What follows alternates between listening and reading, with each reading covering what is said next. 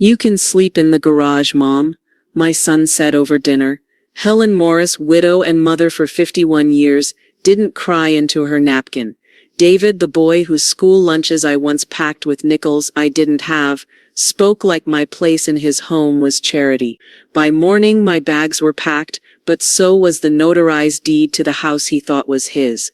I'd been both provider and parent, now I was the landlord of his future.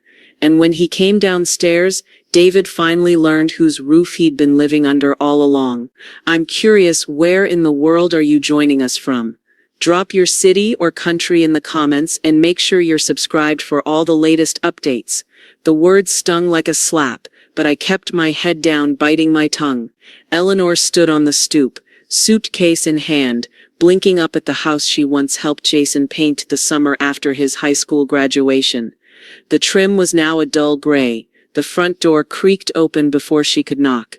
Jason filled the doorway, a toddler's shriek echoing behind him. His face was drawn tight, his eyes underslept and distracted. "Hey, Mom," he muttered, stepping aside. She stepped in slowly, the scent of baby powder and reheated takeout lingering in the air. Toys littered the hardwood floor like landmines. The walls, once lined with family photos, now held only a few generic frames. Her heart fluttered with quiet dread. "I brought banana bread, your favorite," she offered, lifting a foil-wrapped loaf from her tote.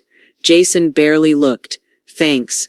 A woman's voice called from upstairs, his wife Chelsea frazzled and snapping at one of the kids.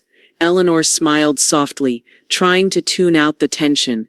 It wasn't until Jason turned back to her, rubbing the back of his neck, that the air shifted.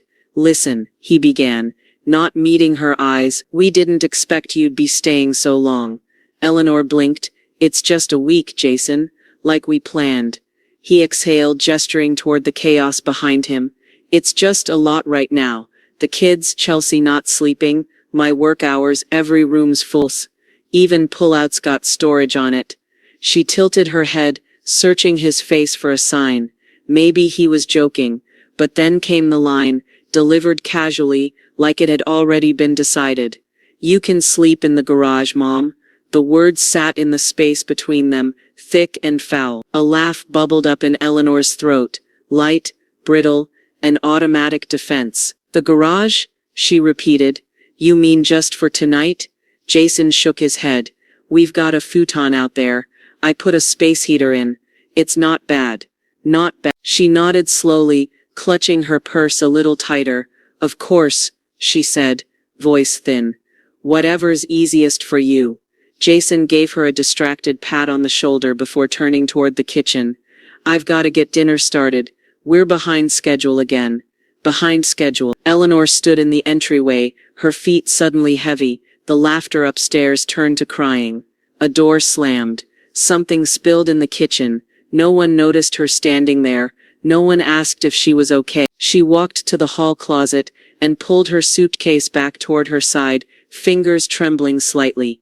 With quiet dignity, she turned toward the front door, the banana bread still in her other hand. She stepped outside. The sun had begun to set, casting long shadows across the lawn. Crickets stirred in the flower beds. She walked to the curb and set the loaf gently on top of the trash bin, not out of malice, but finality. It didn't belong anymore. She opened her trunk, stowed her bag, then sat behind the wheel for a long moment. She didn't cry, not yet. Instead, she looked at the house, the second-story window, where Jason used to shine flashlights down as a boy during thunderstorms, whispering to her to stay a little longer. The front porch where he'd left for prom, where he'd stumbled in, heartbroken at 21. Now the windows were dark, closed, silent. She started the car. At the corner stop sign, she pulled over, flicked her blinker on, and hesitated. Her phone buzzed in the console. A text from Jason? No. A bank notification. She sat back, gripping the steering wheel, heart thudding, not from the message, but from the realization that she had nowhere to go. The light turned green. She didn't move. She looked back at the house, one last time, and in that moment, something shifted, not just sadness, but clarity. Her jaw tightened. She drove off, not knowing where she'd end up, but knowing one thing with aching certainty: she would never walk through that front door again. I wasn't just packing a suitcase, I was packing my entire identity. The road stretched out before her, unfamiliar and glowing with the orange haze of dusk. Eleanor's hands stayed clenched on the wheel as she passed strip malls and gas stations she didn't recognize. It wasn't just about finding a place to sleep, it was about surviving a moment that had cracked something deep and permanent inside her. She pulled into a gas station lot, the kind where the fluorescent lights hum too loud and the pump handles are always a little sticky. Her car idled as she stared blankly at a blinking sign advertising 129 fountain drinks. She didn't need a soda, she needed to breathe. "You can sleep in the garage, Mom." The words looped like a cruel song, not in anger, not in a fight, just casually dropped like a package at the doorstep, as if her presence had become an inconvenience to be stashed behind drywall and a lawnmower. She didn't cry, not yet, but her throat burned with the pressure of it. Eleanor's phone vibrated again. She looked at it, hoping for a text. "Are you okay, Mom?" But it was another spam call. She silenced it, slipped the phone back into her purse, and finally eased back onto the road. 10 minutes later, she spotted a roadside motel, Sunrise Inn, weekly rates available. The sign buzzed softly in the dark. It wasn't much, but it was something. Inside the lobby, the night clerk didn't even look up when she slid her card across the desk. "Room 207, he muttered. "No smoking. Ice machines broken." The key card clicked in her hand. Everything in her body wanted to collapse, but not here. Not yet. She entered the room. Beige carpet, scratchy bedspread, a faint smell of bleach and old cigarettes that hadn't quite aired out. She dropped her bag at the foot of the bed, sat down and stared at the wall. Jason's baby photos had once filled her wallet. She used to keep a spare toothbrush for him in her guest bathroom well into his 20s. She remembered burning through her last vacation days when his appendix burst during finals week. Every sacrifice, silent and stitched into the seams of motherhood, had been folded into a box and shoved in a garage. "Where did I go wrong?" She whispered it aloud, then repeated it louder. The words didn't echo, they just dissolved into the stale motel air. Eleanor stood, opened her suitcase and began to unpack, not because she planned to stay long, but because the act made the silence less sharp. As she laid out her few clothes on the dresser, a sudden thought struck her, something she hadn't allowed herself to consider in years. What are my rights? Not as a mother, as a person. She sat at the desk, pulled out her phone and searched legal rights of elderly parents, housing, support, abandonment. Articles popped up, some useful, some alarming. She clicked a few, then paused, scrolling until she found a law firm offering free consultations for family legal matters. Her thumb hovered over the number. She pressed call. "Law offices of Halbrook and Moore. How can we help you?" said a chipper voice. "Yes," Eleanor said, her voice low but steady. "I'd like to speak with someone about family matters, possibly about elder rights. We have an opening tomorrow at 10:30 a.m. with Mr. Halbrook. I'll be there," she said, writing the address on the motel's notepad. "One thing," the receptionist added. "He asks clients to bring documentation and be prepared for hard questions." Eleanor thanked her and hung up. She looked around the motel room again. Still beige, still cheap, but suddenly, it felt like a war room. She wasn't just passing time anymore. She was preparing. She stared at the notepad with the lawyer's address, then underlined one word in shaky pen: prepared. But what would she have to give up in order to reclaim herself? The silence between us spoke volumes. He didn't want me in his life anymore. The motel room felt colder by the third night. Not physically, though the thermostat never quite held its number, but emotionally, like time itself had stopped returning her calls. Eleanor sat at the small table by the window, her phone face down next to a cup of untouched motel coffee. Outside, the parking lot buzzed with neon. A couple argued 2 rooms down. Somewhere in the distance, a train horn moaned through the dark. She had texted Jason that morning. Just 7 words. "Do you have time to talk today?" No answer, no read receipt, nothing. She glanced at the phone again, and flipped it over. Still dark, still dead silent. 3 days ago, she had been in his kitchen, her son's kitchen, watching him rinse sippy cups while telling her to sleep in the garage, like it was a favor. Now he couldn't even send a text back. The betrayal wasn't sharp anymore. It had settled into something dull but heavier. She picked up her phone and scrolled through old messages, birthday reminders, pictures of the kids, a photo of a Christmas card Eleanor had sent him years ago, which he'd taken a picture of and captioned, "Still the best cookies." It felt like another lifetime. The screen blurred. She wiped her eyes and clicked into her contacts. Beth, her sister, someone who still answered. "Ellie?" Beth's voice came through, familiar and warm like flannel on a cold day. "You okay?" "I'm fine," Eleanor said quickly, then winced. Even her own voice didn't believe it. "You're not fine." I could hear that sigh from 3 counties over. "What happened with Jason?" Eleanor hesitated. "He offered me the garage. Literally. Said there wasn't room for me in the house." Silence. "Ellie?" Beth whispered. "Oh, honey. I didn't fight him. I just left." Beth didn't jump in with rage or solutions. She simply listened. That was the kindness Eleanor hadn't realized she needed. "I keep wondering," Eleanor said, her voice cracking, "if I was too much, if I pushed too hard. Maybe I hovered. Or, no," Beth cut in gently. "You were a mother. You raised him. You were there. Don't let his version of the story rewrite yours." Eleanor swallowed the lump in her throat. She wished that reassurance could stick, but the ache lingered. After the call ended, the silence returned to the room, thicker now. She gathered her things and began folding the few clothes she'd unpacked.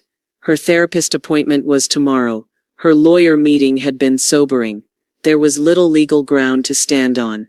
Adult children didn't owe emotional debts. Not in court, but that didn't mean she owed him forgiveness either. She zipped her suitcase, slid it near the door, then sat down on the edge of the bed, exhausted. Her gaze drifted to the nightstand where her phone lit up. A message. Her heart jumped. "Jason?" She opened it. A group message, a vacation photo. Jason, Chelsea and the kids on a beach somewhere. Sun hats, plastic buckets, fake smiles. "No. How are you, Mom?" "No. Are you safe?" No acknowledgement she even existed. The silence wasn't accidental. It was chosen. Just as she was about to set the phone down, it buzzed again. This time a voicemail. From him. She stared at the screen. His name sat there like a dare. Her thumb hovered over play, but her hand trembled. She wasn't sure what scared her more, hearing an apology or not hearing one at all. With her finger still frozen over the screen, Eleanor whispered, "If I listen I can't unhear it." Then slowly she pressed play. That voicemail was more than just an apology, it was a warning. The moment Eleanor tapped play, she braced for impact. The mechanical click of the voicemail started first, followed by Jason's voice, calmer than she expected, but hollow. "Hey Mom. I guess I just wanted to say I'm sorry for how things went down. It got out of hand, and I wasn't trying to hurt you." Eleanor sat still, barely breathing. Her eyes stayed fixed on the wall ahead, but her ears tuned in like sonar.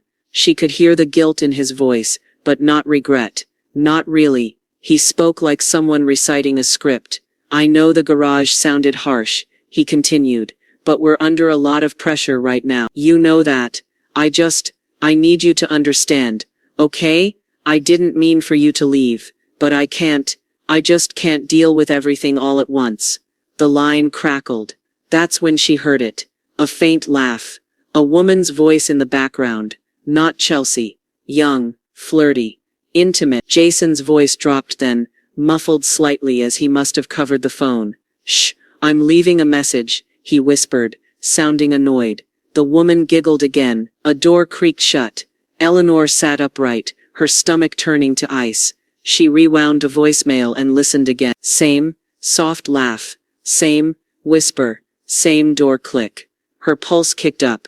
That wasn't Chelsea's voice. She'd known her daughter-in-law's tone for years. Sharp, impatient, clipped. This one was warm, playful, private. She opened her laptop and typed Jason's name into social media search bars, hoping for nothing, and finding something she wasn't ready for. Tagged photo, posted just 2 days ago. Jason, smiling, arm wrapped around a woman slim, polished, barely older than 30. Caption, my for Eleanor's mouth went dry. The woman's name was right there in the comments. Alana. She clicked through. Public profile. Alana posing in luxury spas, wine bars, rooftop brunches. No kids in sight. No signs of Chelsea. And then buried in the comments of one photo, someone had asked, engaged already. Alana had replied with a ring emoji, and when you know, Eleanor sat frozen, the laptop screen burning white into her eyes. Jason wasn't stressed. He wasn't overwhelmed. He was moving on. Not just from his marriage, from his entire life.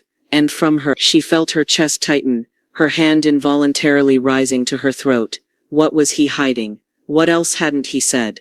The voicemail hadn't been an apology. It had been a redirect, a decoy to keep her from asking more questions. Suddenly the vague language made sense. A lot going on. Things out of hand. Pressure. He hadn't been talking about parenting stress. He was covering his tracks. She stood and paced the motel room, heart thud. The woman in the voicemail, Alana, wasn't just a fling. She was a transition. A replacement. And Jason, he was erasing the parts of his past that didn't fit his shiny new future, including his mother. Eleanor pulled her cardigan tight around her shoulder. The air felt thinner now, electric with disbelief. She wasn't just hurt anymore. She was furious. Eleanor clicked back to the photo, zoomed in on the background, and froze. Jason and Alana weren't on vacation. They were in the backyard of her old house, the one Jason swore he'd sold last spring. Her hand gripped the edge of the desk as the truth set in. Jason still owned her former home, and she wasn't supposed to know. I was no longer the meek mother. This was about respect, not just answer. Eleanor's fingers hovered over her phone as the motel room blurred around her. She couldn't sit still, couldn't swallow the burn rising in her throat. The image of Jason smiling beside that woman, Alana in her old backyard, turned her stomach. The hydrangeas in the background had been planted by her own hands. He hadn't sold the house. He'd lied. Straight to her face. She hit call. He picked up on the third ring, his voice tired but flat. Hey, who is she? Eleanor asked. Silence. Then a beat too long. What? The woman in the voicemail, Jason, the one giggling in the background. And don't play dumb. I've seen the photos. He let out a long sigh. You've been stalking my social media now. She ignored the deflection. You told me you sold the house. The one I signed over to you when your finances were tight and the kids needed school stability. You swore you'd only keep it long enough to flip and move into something smaller. Jason's tone sharpened. I didn't lie. Things changed. You moved her in. Eleanor snapped. To my house. You didn't just move on. You rewrote the entire damn story. He didn't deny it. Instead he said, look, I didn't tell you because I knew you'd make it a thing, and it isn't your house anymore, Mom. You signed it over, remember? Eleanor felt the words hit like stone, but she didn't flinch. Not this time. What about Chelsea? She asked, voice low. That's complicated. You have children, a family, and I have a right to be happy too. Jason shot back. Alana understands me. She's good to me, not critical, not suffocating. There it was. The needle beneath the skin, suffocating. Jason kept going, digging deeper with each word. You were always hovering, always micromanaging. I needed space. You never gave me that. Even now, this call, this accusation, this is exactly what I mean. Eleanor stared out the window. The motel parking lot was empty. Just her reflection, looking back in the glass. Older, yes, but not broken. Wow, she whispered. You've rewritten the story so well, you actually believe it. Jason's voice faltered. Mom, no, she cut in. You don't get to twist this. I raised you. I gave you everything I had. And maybe I gave too much. Maybe I forgot how to live for myself. But I never asked you to love me out of obligation, just respect. And you've managed to withhold even that. I didn't mean, but you did, she said. And I heard it loud and clear. He was quiet. Don't worry, she continued. I'm not coming back. You and your forever can have the house, the lies, all of it. I'm done asking for space in your world. Jason exhaled. Softer this time. Mom, wait. Don't hang up angry. I'm not angry, Eleanor said, eyes steady now. I'm done. She ended the call. The motel room was dead silent. Not even the hum of the AC filled the space. Eleanor sat on the edge of the bed, her hands shaking not from fear, but from release. Something in her had cracked wide open, not the part of her that ached for her son. That part would always ache. But another part, one buried beneath decades of compromise and self-erasure, was coming alive. She opened her laptop, searched for therapists near her zip code, and found one, Dr. Lenora Simmons, family estrangement, boundary setting, identity reconstruction, exactly what she needed. She clicked book appointment. The confirmation email landed in her inbox. Eleanor stared at the screen, her pulse steady. She whispered aloud, almost surprised by her own conviction, "No more surviving. I'm starting over." For the first time, I was putting myself first, and it was terrifying. The office was tucked inside a converted craftsman house, with blue shutters and a white porch swing that creaked in the breeze. A hanging sign read, Dr. Lenora Simmons, LMFT, in small bronze letters. Eleanor sat in her car across the street for 10 minutes before walking in. She wasn't nervous about the therapy. She was nervous about what it might unravel. The waiting room smelled faintly of sandalwood and fresh coffee. A muted water fountain gurgled in the corner. Everything about the space whispered, "You're safe here." Eleanor, she looked up. Dr. Simmons, mid-40s, calm eyes, warm smile, stood at the door, holding a tablet. "Yes, that's me. Come on back." The office was soft amber light, suede chairs, no clocks on the walls. Eleanor sat down, smoothing the fabric of her pants, suddenly aware of how long it had been since anyone had asked her how she felt without needing something in return. Dr. Simmons took a seat across from her. No notepad, no laptop, just presence. "Let's start simple," she said. "Why are you here?" Eleanor paused. I think, her throat tightened. "I think I've been erasing myself for years, and I didn't even notice until my son put me in the garage." Dr. Simmons said nothing, but the silence wasn't empty. It made space. "I raised him alone. After his dad left, I worked 2 jobs, took night classes. I gave him everything I didn't have growing up." She swallowed hard. "I made motherhood my personality, my schedule, my currency. And what did you get in return?" Dr. Simmons asked. Eleanor blinked. "Guilt, occasionally gratitude, but mostly the feeling that if I stopped giving, I'd stop mattering." Dr. Simmons nodded slowly. "That's common in parent-child dynamics, especially when identity gets tangled in service." Eleanor sighed. "He has a new woman now. Alana. She's younger, softer, no baggage, no history to make him feel guilty. I think I became a mirror he didn't want to look into anymore. And what would you want your reflection to show you now?" The question hit like an unexpected chord. "I don't know," Eleanor whispered. "I don't even know what I like, what I want, what kind of music I'd choose if no one else was in the car. I haven't been a woman in decades. Just, Mom." They sat in silence again. This time, Eleanor didn't fill it. She let it sit. "Then that's where we'll start," Dr. Simmons said gently. With Eleanor. Over the next hour, they unpacked years of emotional codependency. How Jason had become not just her son, but her emotional compass. How pleasing him had been her full-time job, even after he stopped needing her. Dr. Simmons introduced a concept. Boundaries as an act of self-trust, not walls, but lines drawn in clarity, not punishment. Eleanor wrote it down. She walked out of the session lighter, still raw, but grounded. Back at the motel, she didn't turn on the TV or scroll her phone. Instead, she poured a glass of water, sat at the desk, and opened a blank page in her journal. She began to write, not a plea, not a guilt trip, but a declaration. "Jason, this isn't a cry for your attention. This isn't an apology. This is a message from the woman who raised you, fed you, held you when no one else did. I am no longer asking for space in your life. I'm creating space in my own. Not out of anger, Out of necessity. I love you, but I will not disappear to keep you comfortable. From here on out, I choose me, Mom. Eleanor folded the letter, sealed it in an envelope, and set it beside her suitcase. Tomorrow, she would mail it. Tonight, she would sleep for the first time in years, without waiting for someone else's permission. This wasn't an apology. It was a declaration of my freedom. Eleanor sat in the quiet motel room, a yellow notepad resting on the small desk beneath her hand. Outside, the hum of traffic filtered through the window, but inside, everything was still. The only movement came from the pen in her fingers, hovering above the page, waiting for her to begin.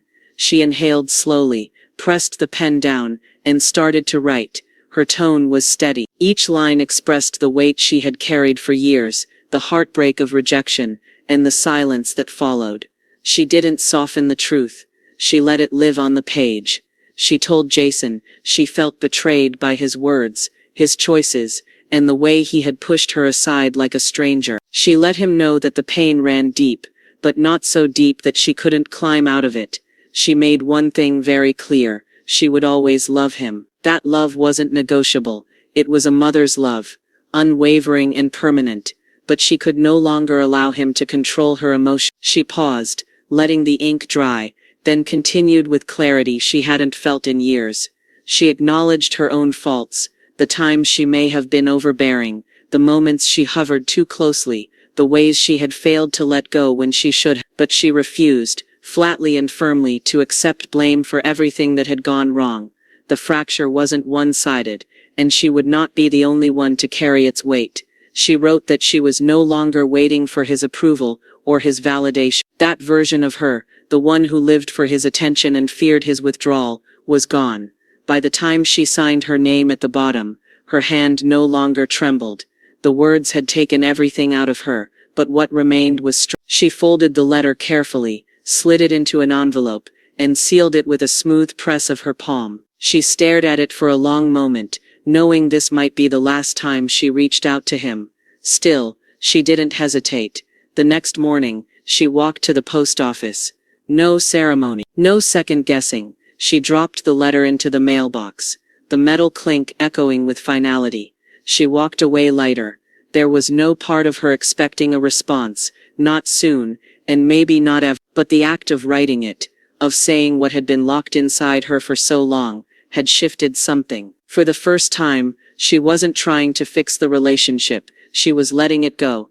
Back at the motel, Eleanor pulled out her note. She made a short list of things she had once loved: painting, classical music, walking without a destination. She circled each one. That afternoon, she researched local galleries and workshops. That evening, she signed up for an online course she'd once told herself she was too old to take. And over the next few days, she reached out to old acquaintances. Nothing big, just coffee invites. A short message, a step towards something new. She no longer lived in the shadow of being Jason's mom. She was becoming Eleanor again. A week passed with no response from Jason. Eleanor sat alone in the early morning, coffee growing cold on the windowsill. For just a moment, doubt crept in, and she quietly wondered if she had made the right choice. The world opened up in ways I never imagined. Eleanor was sipping her second cup of coffee in the motel's small lounge when the email arrived. The subject line read, "Community Programs Coordinator, Offer of Employment." She clicked it slowly, half expecting a mistake, but it was real. A clear, professional offer. The center she'd casually reached out to weeks ago, just testing the waters, was offering her a full-time position, not a side role, not volunteer hours. A real job, with a real title. She read the message twice before her hand drifted to cover her mouth. Then she laughed quietly at first, then louder. She hadn't heard that sound from herself in too long. The position paid well. It came with autonomy and the chance to design and lead creative programs for adults over 50. But more than that, it asked something of her she hadn't felt in years, that she bring herself to the table, not just her history. By the afternoon, she had accepted the offer. Walking into her first day at the center, Eleanor felt the pull of nerves, but also something new: eagerness. The staff greeted her with warm smiles. The director introduced her to the team with genuine excitement. One of the assistants said, "We've been waiting for someone like you." The phrase stayed with her all day. Within the first week, Eleanor had outlined her first set of workshops: journaling for healing, expressive arts, and a class titled Starting Over at Any Age. It wasn't just a job, it was her own life turned outward. She began to see herself in a new light, one not defined by motherhood, or rejection, or survival. She was contributing, connecting, becoming. Outside work, she allowed herself to reach back toward the world she'd let drift away. She called Carol, an old colleague she hadn't spoken to since before the pandemic. They met for lunch, and the conversation flowed like no time had passed.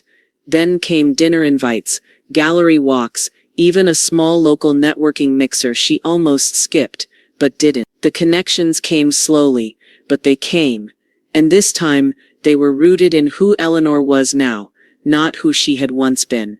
With each passing week, her confidence grew. She caught herself laughing more, holding eye contact longer, dressing not to disappear, but to be seen. In one of her workshops, a student told her, "You speak like someone who's been through the fire and came out diamond." It stayed with her. She looked around at her modest new apartment, her growing calendar, her full days, and realized she had built this piece by piece, without anyone's permission or help. And it was enough. More than enough. The job brought financial stability, yes, but it gave her something far more valuable. A reason to wake up excited, to challenge herself, to use everything she'd lived through, not as dead weight, but as raw material for something new. She no longer measured her worth by Jason's silence. She no longer waited for a text or call to tell her who she was. She had her own voice again, and it was strong. For the first time in years, she began to imagine a future not wrapped around the ache of being unwanted. She saw travel. She saw impact. She saw joy, not as something reserved for others, but as something she could claim. That night, she returned home from a community fundraiser, her blazer still on, cheeks flushed from the energy of the evening. She set her purse down, slipped off her heels, and noticed her phone buzzing on the kitchen counter. Jason. She froze. The name alone stirred something complex. Not pain, but a kind of cautious curiosity. She answered. His voice was quiet, slower than usual. "Hey, Mom." Her throat tightened slightly. "Hi. I've been thinking about things. A lot." A pause. "I was wondering if we could meet just to talk." Eleanor stood there, phone in hand, heart steady, but guarded. Jason wanted to meet, but for the first time, it would be on her terms. His apology wasn't for me, it was for himself. Eleanor sat on the edge of her bed, the early morning sun spilling through the window, soft and pale. Her phone rested on the blanket beside her, like a fragile invitation. Jason's call the night before had been brief, uncertain, his tone quieter than she remembered. And now, after a sleepless night, she wasn't sure what she wanted to hear from him, or if she wanted to hear anything at all. Still, when the phone buzzed again at 9:12 a.m., she picked it up. "Hi," he said, voice low. "Thanks for answering." Eleanor didn't respond right away. Jason took the silence as permission to keep going. "I'm sorry, Mom," he said, "for everything. I pushed you away because I didn't know how to deal with all of it. The divorce, the guilt. Alana, it just spiraled." Eleanor listened. She heard the tremor in his voice, but not the depth she'd once craved, not the kind of apology that carried change. It sounded like someone who wanted to feel better about himself, not someone who truly saw what he had done. "I shouldn't have treated you like that," he continued. "You didn't deserve it." She closed her eyes. "No, I didn't." He paused, surprised she didn't rush to comfort him. "I want to fix things," he said. "Start over. Maybe we could meet to talk. Try again." Eleanor sat still, her hand resting lightly on her notebook, where she'd written her next workshop outline. Her work was calling her now. Her life, her own life, was no longer on hold. "I appreciate the apology," she said finally. "But I need time and space. I'm focusing on my own healing now." Jason didn't argue. Okay, he said, though his voice dipped. I'm not angry, she added. I just don't want to go back to who I was. I can't. There was a long silence. I get it, he said. Or I'm trying to. Eleanor nodded, even though he couldn't see her. Good. She hung up gently, then sat in the quiet room. A strange calm settled over her. Not closure exactly, but something close. She had once begged for his attention. Now she could choose not to need it. Later that afternoon, while sorting through documents for a financial workshop she was planning, Eleanor noticed something odd in one of her online folders. An old shared drive Jason had once connected to her account for backups. A new file had appeared. A prospectus, investment paperwork, a list of high-risk opportunities, most marked as under review. Curious, she clicked through. One document stood out. JV Expansion, Alana Capital Holdings. Jason's name was listed as a primary investor. The numbers didn't add up. The proposal was vague, risky, and not something Jason had the expertise to manage alone. She scrolled to the final page. A brief note attached. Investor Relations, Potential Family Support Channels TB. Jason hadn't only called to reconnect. He was laying groundwork. He was in financial trouble. And he might be coming to her next, not as a son seeking forgiveness, but as a man needing a bailout. Eleanor closed the file slowly, realization sinking in. Jason's fresh start was a cover for a dangerous scheme. She rose from her desk and stepped outside, feeling the breeze on her face.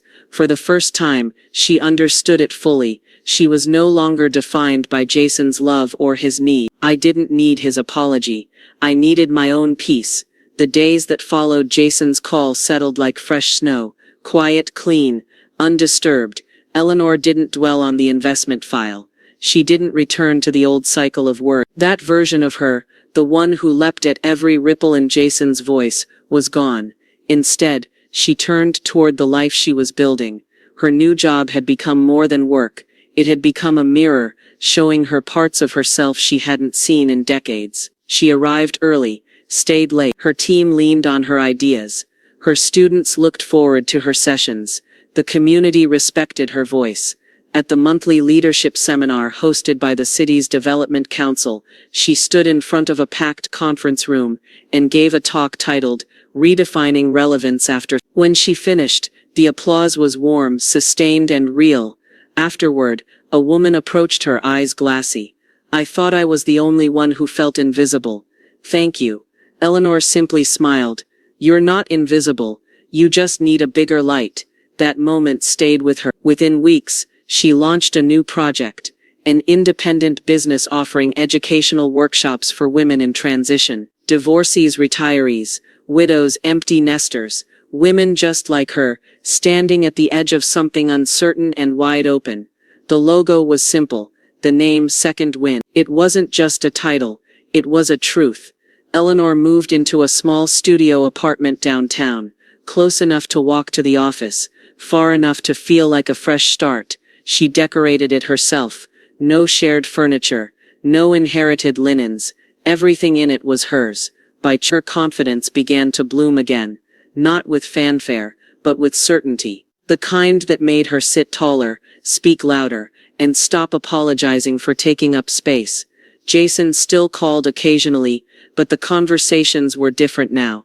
Short, surface level. She didn't offer updates, unless asked. She didn't ask about Alana. She didn't bring up the investment file.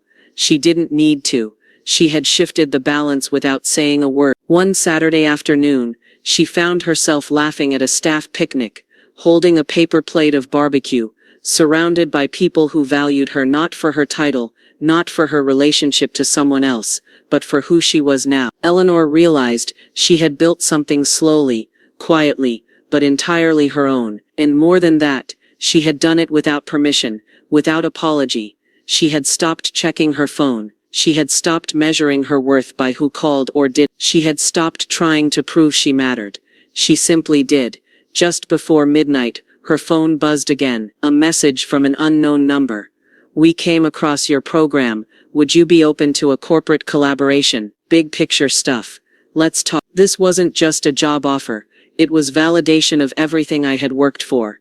The email came on a Tuesday afternoon, buried between a calendar reminder and a spam message about discount cruises. The subject line read, Partnership Inquiry, Meridian Group. Eleanor clicked, expecting a standard request for a speaking engagement. Instead, it was an invitation. A national corporation was looking to invest in community-based education initiatives for women over 50. They had reviewed her Second Wind program. They wanted her to pitch, not just as a guest speaker, as a partner. Eleanor sat back in her chair, rereading the message twice. She didn't feel disbelief, she felt ready. She spent the next several days preparing, reviewing her curriculum, refining her messaging, gathering testimonials. For the first time in her life, she wasn't editing herself to fit someone else's vision. She was presenting something entirely her own. The pitch meeting was scheduled for Friday at 2 p.m. in a sleek glass building downtown. As she entered the boardroom, she noticed the executives already seated, polished, composed, waiting. When it was her turn, she stood. No notes, no nerves. Her voice was clear. Her story was sharp. She spoke not only of the need for programs like Second Wind, but of the emotional void they filled. How women at midlife were often treated like they were already winding down, when they were only just beginning. She spoke of her own journey, not as a sob story, but as by the end of her presentation, the room was silent. Then came a nod from the lead executive. We'd like to move forward. This is exactly what we've been looking for. When she stepped outside, the city felt different, like it had shifted ever so slightly to make room for her. The deal was formalized within a week. A full partnership, national rollout potential, funding, platform reach. What had started as a quiet act of survival in a motel room was now becoming a movement. Eleanor signed the papers, the pen smooth in her hand. She had earned this, not through force, not through asking anyone's permission, but through clarity, consistency and belief in her own worth. This wasn't just a business deal. It was the full circle moment she never thought would come. Later that night she sat by the window of her apartment, a cup of tea in hand. The city buzzed below, but inside, everything was still. Her phone buzzed once. Jason. She hesitated. She hadn't heard from him in weeks. The message was short. Mom, can we talk? I need to say something I never have before. Eleanor set the phone down on the table and looked out into the night. For the first time she would decide whether the door opened again. His apology was too late, but it gave me closure. Eleanor answered the call the next morning, not out of obligation but out of curiosity. Her tone was neutral, grounded. Jason's voice on the other end was quiet, almost reverent. Mom, I just wanted to say, I'm sorry, for real this time, for how I handled things, for not seeing what you were going through. She didn't rush to fill the silence. I blamed you for a lot, he continued, but really, I was angry at myself.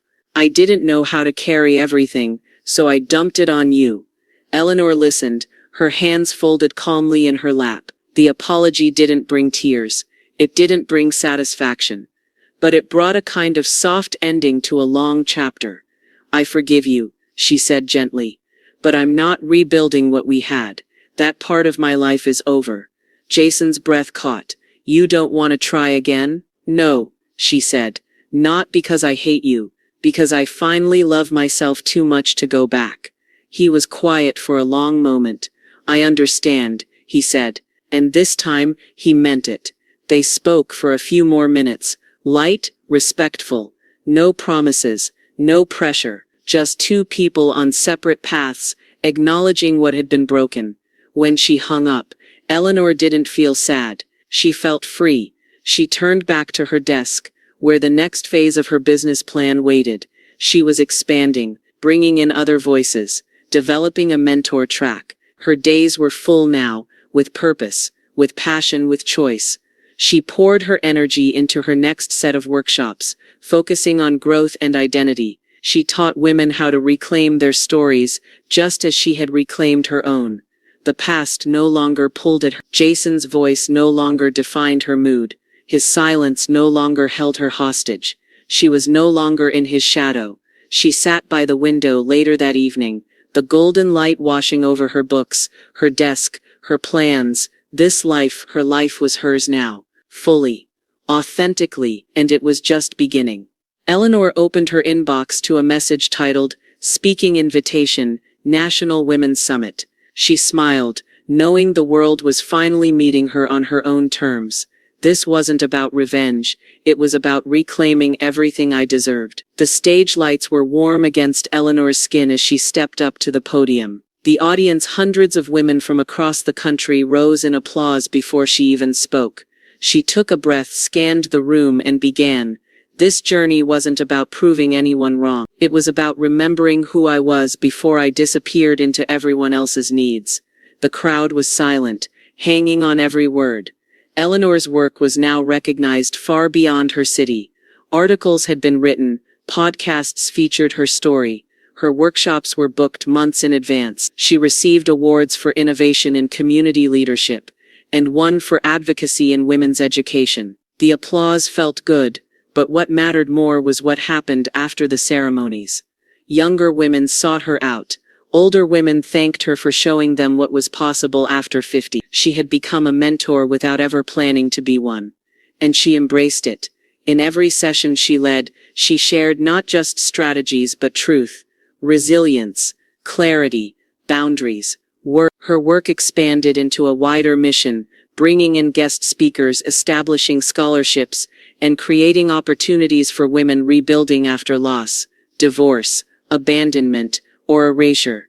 The business was thriving, but more than that, it was meaningful. She spent her mornings meeting with her team, her afternoons leading sessions or writing, and her evenings surrounded by people who respected her not for what she gave them but for who she was. Her calendar filled with travel, domestic conferences, retreats, leadership panels. Her passport pages had begun to crowd with new stamps. She was no longer waiting for anyone to invite her to the table. She owned the table. Her personal life had grown quietly alongside her professional success. She nurtured friendships with care, investing in people who reciprocated. There were Sunday brunches, long walks, art shows, slow dinners with laughter that didn't require explanation. Her home, now a loft filled with light and books and music, reflected the life she had built, open, intentional, and hers. Eleanor no longer hesitated before speaking. She no longer apologized for asking questions, for taking up space, or for saying no. She had spent years trying to make herself small. Now she expanded. Every choice she made came from a place of empowerment, not escape, not grief, not fear. She had already been broken. She had already been left behind. Now she was leading. An envelope arrived by courier, thick, embossed, official. Inside, a proposal for a global partnership on women's leadership and philanthropy. The note read, "Your story is exactly what the world needs. Let's change it together." I didn't just survive. I thrived.